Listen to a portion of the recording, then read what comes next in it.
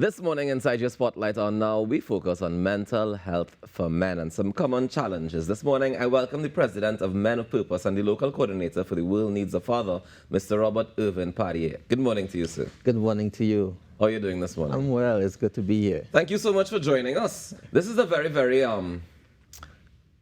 unusual conversation. We don't often talk about men's health, at least not enough in my opinion.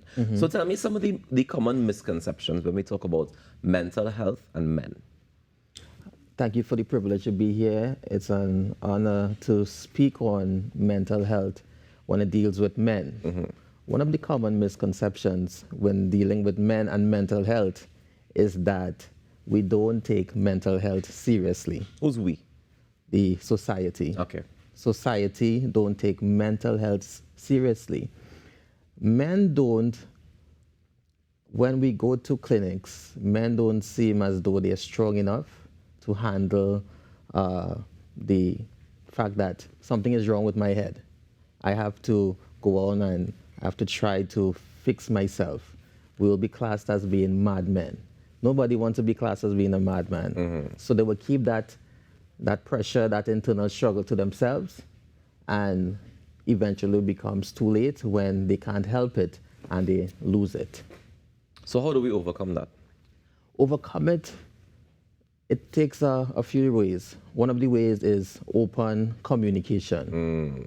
We need to be open with what's happening with the man. We need to be accommodating. We need to have settings and places that are available so that the men will feel comfortable. So we need to develop safe spaces. Okay, I want to challenge this notion of what is a safe space for a man to be comfortable talking about mental health. Because traditionally, we know the places that people go to discuss mental health is oftentimes with a doctor, with a psychiatric professional of some sort, right? But I mean, culturally speaking, I've seen the barbershop as a place where men can go and talk about things that are actually bothering them. Whether they do so lightly or seriously is a different conversation. Yeah.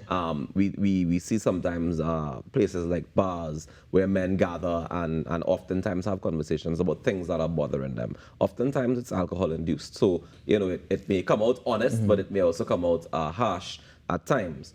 Are these even remotely close to healthy ways to have these conversations? It's a conversation, but when it comes and it is a line or we add substance abuse, meaning in a bar setting. All right, so let me take away bar. Let me deal with the barbershop then. Let me deal with the barbershop alone then. Okay, in the barbershop, it's not professional advice you're getting. Right.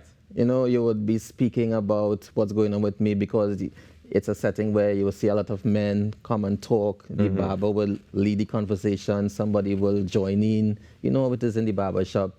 So it's comfortable for a man to speak there, but it's not professional advice he'll be getting. Yeah. He'll be just getting barbershop advice, old talk advice. But I guess what I'm wondering is that advice, and it's not necessarily advice all the time, right? It might just be other people sharing their experiences and what they may have gone through. Is that a way to be able to help you cope with your challenges? Yes and no. Yes, you are able to speak about it, but no, when you go home, the problem is it at home. So you would stay out at the barbershop and then you would say, I might as well go to the bar because the problem is at home. Right. And if you don't face that challenge at home, you would want to stay in the barbershop even longer. That haircut just from an hour becomes like 3 hours. Right, I hear you. So in your experience, what are some of the unique challenges that men face when it comes to addressing their mental health? One of the unique challenges I have experienced when dealing with men is the society trying to treat the man as though he is stoic. It's a wall, no feelings. And protector and whatnot. And that is true. A man is the leader. He is the protector. Right. But sometimes this leader and protector have a kink in the armor. There's something that's going on underneath the strong man posture that this man needs help. Something is going on work. I can't pay my bills. I'm probably a relationship struggle with my wife, with my children. Sometimes it's a substance abuse problem that I'm having. How do I deal with it? So that man is not confident enough to address what's happening in them. So if he's not confident, that will discourage him from speaking to his wife or speaking to anybody about it. But when you say confident, you mean confident in his challenges, in addressing his challenges. Because Yes. oftentimes you mention the wall, you mention the stoic, and these men come across as confident, as super confident, full of themselves, full of energy, full of vigor, full of life. And yes, they might be going through their own mental health challenges, and the time comes. So how do we encourage them to say, I want to prioritize my mental health and be the best version of me, or get to that place? We need to show them men who have been through that and overcome the challenge.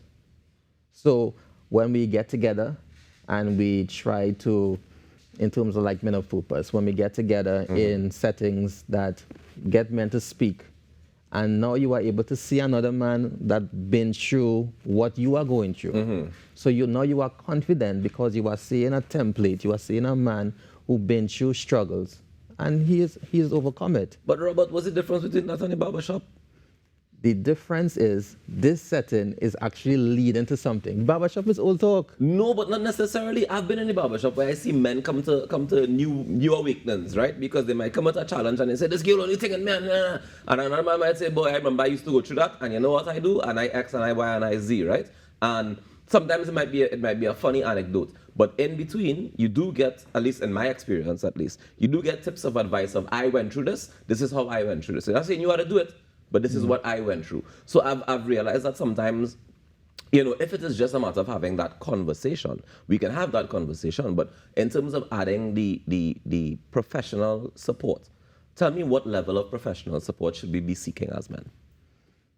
We should seek professional support from doctors, from lawyers, from men who have been through what they are going through right now. Yeah. Because if that is not the case, then it will be another barbershop. The setting that I'm speaking about, where men come and you are aligned to a barbershop, the difference is they are professionals, they are in the talk. Right. We actually lead into something. It's Right. not just something that's happened to me and somebody mentioned it and we just carry on the conversation. All right, so tell me about what happens usually at Men of Purpose then. Okay, when we meet together to speak, we will put things in place that addresses not only mental health, but the man on the whole. A lot of the symptoms of mental health is fatherlessness. You understand? So this man has not been groomed, or he doesn't even know his father. Right. If his father was in the home, the father may have been absent from the home. So lack of a male figure in the home or even in his life will cause him now to be seeking, how am I to be a man? So identity is a problem. Interesting. So if he's not identifying himself as a man, being a strong man, how can he now face the challenges when he doesn't even know what a strong man looks like? And it's very interesting that you mentioned that, right? Because you mentioned the father sometimes being in the home but not being present. Oftentimes, as we mentioned earlier, we look at men to be the protectors, we look at men to be the breadwinners oftentimes. Yes, we have a more balanced society now, but realistically, sometimes we still have that situation where men are the primary breadwinners in the household. If it is that you're making money, if it is you're out working all the time, how do you find that balance mentally to be able to be there to support the children as needed, but also bringing the money to support the children as needed? Because I think that's a big part of what contributes to a lot of men's mental health or lack thereof. There are men that are not able to supply the needs of their family. Right. That causes them to lose their mind. That's a stress by itself. Okay, for the man who is looking at me right now, probably on his way to work, probably in a health center somewhere, and just the TV is on. This man is saying, yeah, but I'm here right now. I'm going through some kind of sickness in my body. How do I handle that? Now, you mentioned the man that is working to provide for his family. How does he now balance that time? It's difficult in this day and age that we live in to be at all the events to meet every single need. But I think what's important is that you try to prioritize the ones that are high on the list. If you miss one, don't try to miss 2 and 3 of the cricket match, of the football match. You don't try to miss all of them. You try to be there as much as you can. And you need to be intentional about I am being a man, I'm being a father, I am being a husband, and I want to be a good one too. So I want to be there. So there are things that I may sacrifice, personal things that I'm going to sacrifice myself just to be there for my family. So it's about being intentional as a man. Are there specific strategies or resources that you would recommend for men who might be struggling with their mental health and you know, they're hesitant to look for help, they're hesitant to reach out and say, well, I have a problem. What sort of strategies should they employ if they want to start that journey? I believe they should start by seeking avenues that accommodate this type of discussion that we're having this morning. Now, this is, I want to applaud you for doing this, because this is a step in the right direction for the country. And for a man to now see this and to take another step is, where do I go? Yeah. Because do you believe the health centers in our country, they are available, they have resources available for men to speak about their mental health? Ask them how many men go to it. About it. Yeah, how many men do it? The fact is that women actually go through more depression than men. But the suicide rate in a man is higher than women. Yeah. So how it is that the woman is more depressed and the man is killing himself? It's because this man, he is more successful at it, because the woman also tried to kill himself. Also more successful at the suicide. They are more successful at the suicides, sadly, than women. So depression, it goes both ways, women and men. But this man is not strong enough because he don't speak. You know, women, they meet together. In the hair salon is the same thing, and Robert. They would speak about everything. But so I don't understand. It's the same thing. What's the difference between the hair salon and the barber shop? It's the same talk. I believe the man, when a man really wants to do something, he does it, sadly. And I mean, women, too, when they really want to do something, Robert. Let's go Robert. detrimental now. Okay. In the detrimental part, a woman, I think she will love herself too much to kill herself. The man, he would see himself as the problem, and he would, that's it. I can't handle this. Let me get myself out of this world. And he would commit suicide. So we need to get this man into a setting that he's able to speak about it, so that he will have another idea rather than suicide and end it all. Okay, so how can they get in touch with Men of Purpose if they want to be able to start that journey of speaking about it? But we are on the social media platform. You give us a call, 376-4954. That's our WhatsApp number, 376-4954. You reach out to us via email. That's menofpurpose85@gmail.com.